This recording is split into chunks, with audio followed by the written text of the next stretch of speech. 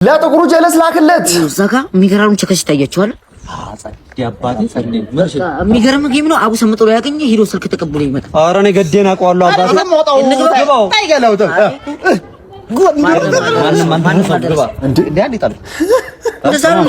ሁለታችሁ እንደዚህ በዚህ ነው ጣላችሁ። እንደዚህ ነው ጥቁር ይሄ አይደል እንዴ? ምን በዚህም ጥቁር ነው። ምንድነው? ከሰል ታሸጋለህ እንዴ? ምንድነው? ኧረ እባክህ እንደገና ጣል በእናትህ።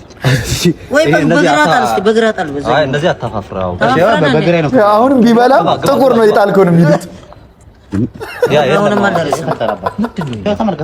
ምንድነው? ምን ብታቀረብር እንደው ምንድነው? ሁለት አይበሉባ ነው እንዴ ያለህ? ምንድነው ይሄ?